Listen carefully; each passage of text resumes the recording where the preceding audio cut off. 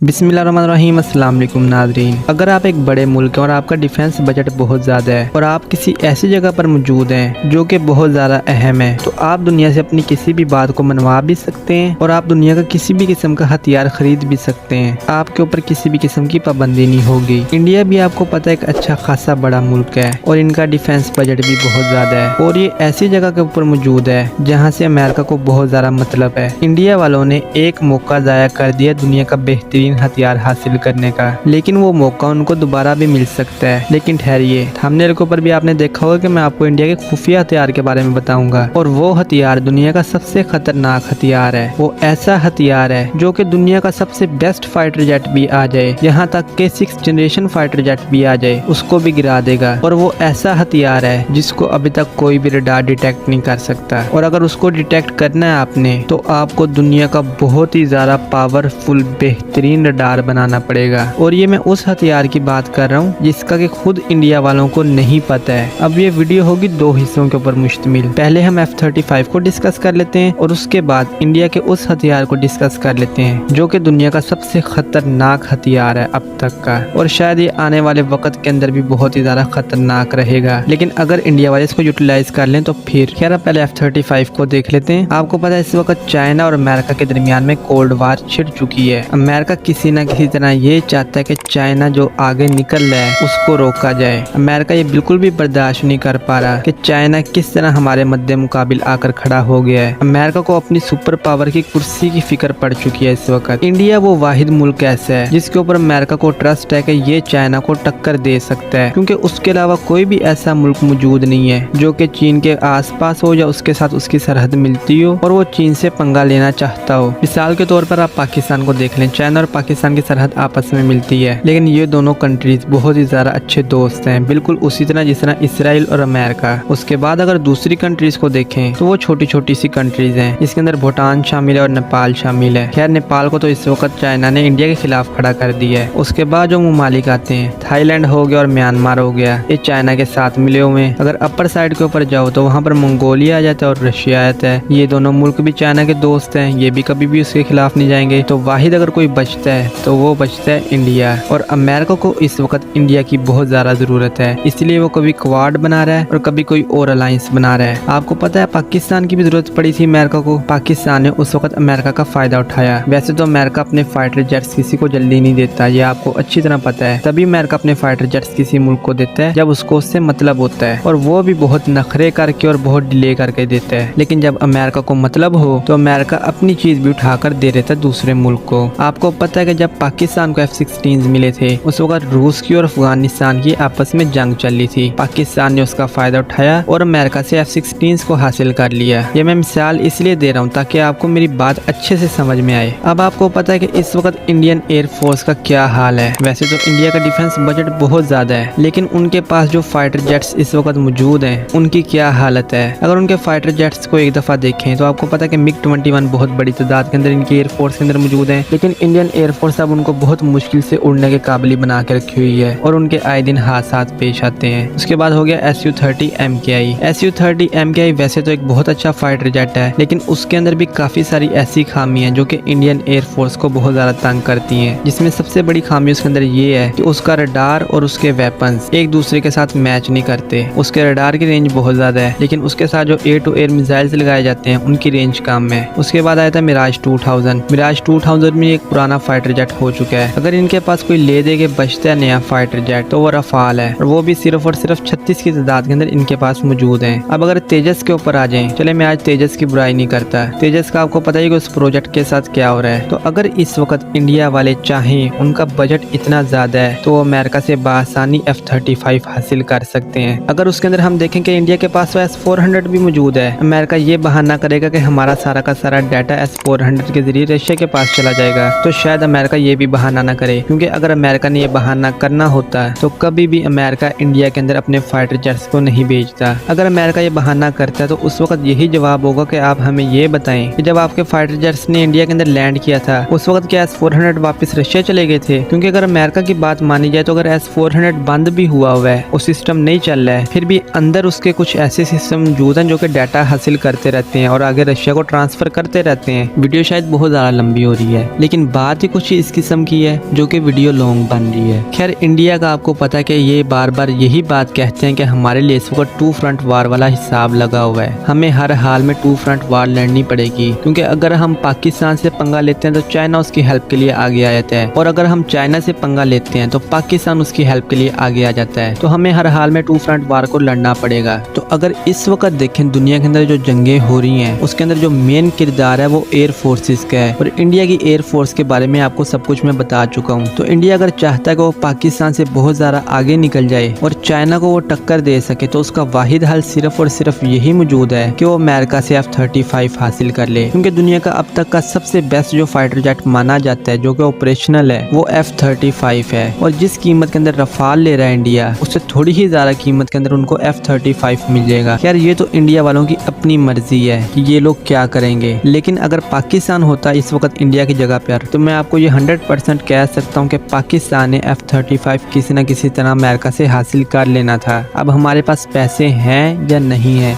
इस बात को एक दफा आप साइड पे कर दें। मैं आपको मौके की बात बता रहा हूँ कि मौके का फायदा पाकिस्तान ने उठा लेना था, और जब आप अमेरिका के साथ दोस्ती कर लें तो आपके पास यही समझें कि पैसा बहुत ज्यादा है, क्योंकि वो जंग के अंदर बहुत ज्यादा पैसा लगाता है, और जो मुल्क उसका साथ दे रहा होता है उसके ऊपर भी वो पैसों की बारिश कर देता है। खैर ये तो एक पॉइंट मैंने डिस्कस कर लिया आपके साथ। ये पॉइंट मैंने और भी ज्यादा आपके साथ डिस्कस करना था, लेकिन मुझे लगता है कि वीडियो पहले ही बहुत ज्यादा लंबी हो चुकी है, लेकिन आप इसके पार्ट 2 को देख लेते हैं। मैंने आपको कहा था कि इंडिया वालों के पास एक ऐसा खुफिया हथियार है जो कि दुनिया का सबसे खतरनाक हथियार है, और शायद इंडिया वालों को भी इसके बारे में नहीं पता। अगर आपने इस हथियार के बारे में जानना है तो पहले आपको इंडिया वालों के बारे में जानना पड़ेगा, और इंडिया वालों के अंदर हिंदुओं को अच्छी तरह जानना पड़ेगा और इनकी तारीख को देखना पड़ेगा। आप इनके मजहब के अंदर एक चीज नोट करें कि इनका जो भी भगवान है उसको ये लाजमी किसी न किसी जानवर के साथ रिलेट करते हैं, और जानवरों को ये लोग पूजते हैं, गौ माता से लेके हनुमान तक, और इनके शिव के गले के अंदर डले हुए सांप से लेके इनके गणेश के चूहे तक, ये सारे के सारे एनिमल्स हैं। और इनके मुताबिक एनिमल्स से जितनी मोहब्बत ये करते हैं और जितने एनिमल्स इनकी बात मानते हैं किसी और की बात नहीं मानते। अब आप सोच रहे होंगे कि ये मैं कैसी बातें करना शुरू कर दी हैं। देखें ये बातें इनको देखकर मैं कर रहा हूँ, और इनके खुफिया हथियार के बारे में मैं आपको बता रहा हूँ। लेकिन जब ये लोग कहते हैं कि एनिमल्स हमारी हर बात मानते हैं और ये एनिमल्स को अपने भगवान का दर्जा देते हैं और उन्हीं से सब कुछ ये लोग मांगते हैं, तो कुछ देर के लिए जो भजन गाते हैं और पूजा करते हैं अपने भगवान से हेल्प मांग लें कि भगवान जी हमारे पास कोई ऐसा हथियार तो मौजूद नहीं है जिसके जरिए हम 2 फ्रंट वार लड़ें, और उसके अलावा हम लोग सारा का सारा बजट अपना डिफेंस के अंदर लगा रहे हैं और हमारे पास टॉयलेट्स तो है नहीं, हमें खुले में जाना पड़ता है और हमारा मजाक बनता है। देखिए ये जितने भी वेपन्स इनके पास मौजूद है जो मैंने आपको बताया है, अगर ये लोग इनके ऊपर काबू पा लें तो आप एक दफा ये सोचें कि कोई भी फाइटर जेट इनकी तरफ आ रहा है तो जो बर्ड्स मौजूद हैं जो कि आए दिन इनके फाइटर जेट्स को गिराते हैं, उसकी वजह भी मैं आपको बता देता हूँ वो क्यों गिराते हैं। दरअसल वो इनसे नाराज हैं। वो ये कहते हैं कि आप गौ माता की पूजा करते हैं, उसका ख्याल रखते हैं, आप लोग चूहों को पूजते हैं, आप लोग सांपों को दूध पिलाते हैं, आप लोग बंदरों को खाना खिलाते हैं, लेकिन हमारे साथ आप कुछ भी नहीं करते, उल्टा हमारा शिकार करते हैं। तो आप लोग हमें भी कोई ना कोई ऐसा रुतबा दें, हमारे भी ID कार्ड्स बनाएं। वो दरअसल अपना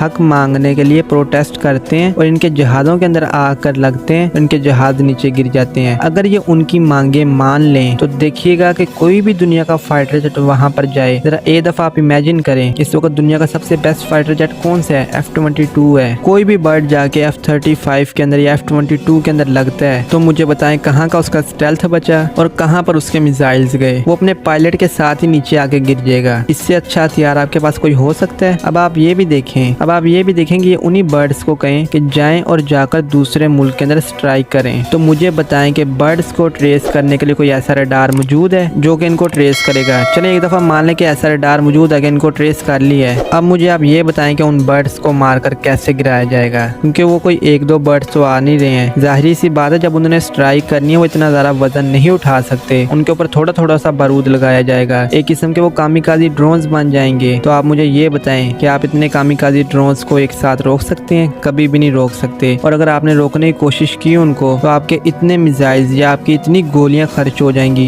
कि उनका तो इतना नुकसान नहीं होगा, आपके बजट के लाले पड़ जाएंगे। और खास तौर पर पाकिस्तान के जो हालात ये लोग बताते हैं, हमारे पास वाटा भी मौजूद नहीं है। अगर हमने ये काम करना शुरू कर दिया है तो इनके मुताबिक जब काफी सारे बर्ड्स आ जाएं तो उनको झुंड कहा जाता है। अगर एक भी झुंड आ गया तो पाकिस्तान को झंडू बाम लगाना पड़ जाएगा। अब आप दूसरी तरफ देखेंगे चूहा भी इनका भगवान है। अगर चूहों से इन्होंने बात कर ली, हमारा सारा का सारा सारा डिफेंस यहाँ पर धरा हुआ रह जाएगा। उसकी वजह क्या आपको ये मैं अच्छी तरह बता देता हूँ। एक चूहा आता है हमारे घर के अंदर और वो ऐसा नुकसान करता है हमारा कि हम सर पकड़ कर बैठ जाते हैं और वो चूहा हमारे काबू नहीं आ रहा होता है। वही चूहा चाइना के एयरबेस के ऊपर चला जाए या पाकिस्तान के एयरबेस के ऊपर आ जाए, उसने हमारे फाइटर जेट्स की तारें काट दी या हमारे मिसाइल्स वहाँ पर पड़े हुए उसकी तारें काट दी, तो भैया फिर लड़ लो अच्छी तरह जंग बैठकर। मिसाइल ने उड़ना नहीं है और बर्ड स्ट्राइक तुम्हारे ऊपर हो जानी है। यहाँ पर ही आप एक स्नेक की भी मिसाल ले लें। एक बेचारा पायलट अपना फाइटर जेट उड़ा रहा है और जंग लड़ने जा रहा है। अब अचानक वो बेचारा पायलट अपने फाइटर जेट को टर्न करना चाह रहा है और उसने उसको टर्न करने की कोशिश की तो वहाँ पर उसके हाथ में स्टिक आने के बजाय स्नेक आ जाए। अब आप मुझे ये बताएं कि अगर आप उसकी जगह पे होंगे तो क्या करेंगे? फाइटर जेट भी एक साइड पे लगा रह जाएगा और जंग भी एक साइड पे पड़ी रह जाएगी। सबसे पहला तो काम यही होगा कि फाइटर जेट का दरवाजा खोलो और नीचे छलांग लगा दो। खैर फाइटर जेट का दरवाजा तो नहीं खुलता, उसके अंदर से तो इजेक्ट ही किया जाता है। अब देखो यार इंडिया वालों, हर दफा मैं तुम्हारी इतनी बेइज्जती करता हूँ, इतनी बेइज्जती करता हूँ। आज देखो मैं तुम्हारे साथ कितना मुखलिस हूँ और मैं अपने मुल्क का नुकसान करवाने पे तुल गया हूँ। उसकी वजह ये कि मुझे आटा दाल नहीं मिल रही है, ना ही मुझे तेल मिल रहा है। मेरा दिमाग ना बहुत ज्यादा खराब हो चुका है इस वक्त। तुम लोग भी यार बार बार आगे कह देते हो कि आटा लेना है, पेट्रोल लेना है, कह देते हो, देते नहीं हो। अब देखो मैंने तुम्हें इतने अच्छे अच्छे मशवरे दिए हैं और तुम्हें ऐसे हथियारों के बारे में बताया है जो कि तुम लोगों ने अभी तक सोचा भी नहीं होगा। तो बराए मेहरबानी जितने हथियारों के बारे में मैंने तुम्हें बताया है ना, इस हिसाब से मेरे लिए आटा और पेट्रोल एक साइड के ऊपर निकाल कर रख देना। तुमने टेंशन नहीं लेनी, बॉर्डर के ऊपर सिर्फ आना और आकर वहाँ पर रख लेना। हम बड़े माहिर बंदे यहाँ पर बैठे हुए, बॉर्डर हम आसानी से क्रॉस कर लेते हैं। और अगर हम बॉर्डर ना भी क्रॉस करें, हमारे पास ऐसे टैक्टिक्स मौजूद हैं कि हम दूसरी साइड की चीज इस साइड के ऊपर ले आते हैं। अब ये नहीं मैं बताने वाला वो किस तरह लेके आते हैं, लेकिन मेरा कहना ये है कि भैया तुम्हें इतने सारे मैंने मशवरे दे दिए हैं और आज तुम्हारी मैंने जरा सी भी बेइज्जती नहीं की है, ना ही तुम्हारे एयरक्राफ्ट को चिढ़ाया है और ना ही मैंने तुम्हें कुछ कहा है। उल्टा मैंने अपने फाइटर जेट्स की तारें भी कटवा ली हैं, बर्ड स्ट्राइक भी अपने मुल्क के ऊपर करवा दी है और उसकी बात छोड़ो, अपने पायलट को अपने फाइटर जेट के अंदर से कूदने के ऊपर मजबूर कर दिया है। तुम्हें ऐसा मशवरा तुम्हारा जितना मर्जी मुखलिस दोस्त हो कभी भी नहीं देगा। लेकिन देख लो मैंने तुम्हें मशवरा दिया है और जो मैंने तुम्हें मशवरे दिए हैं इसकी कीमत लगाना शुरू करो और जल्दी जल्दी मेरा सामान मुझे पहुंचाओ, मैं इंतजार कर रहा हूँ। खैर ये थी आज की वीडियो। इस वीडियो के अंदर दिए गए मशवरे आपको कैसे लगे जरूर बताइएगा और मजीद ऐसे मशवरे चाहिए आपको तो कमेंट कर दीजिएगा और इस चैनल को कर लीजिएगा सब्सक्राइब। खैर मिलते हैं अगली वीडियो के अंदर, तब तक के लिए अल्लाह हाफिज।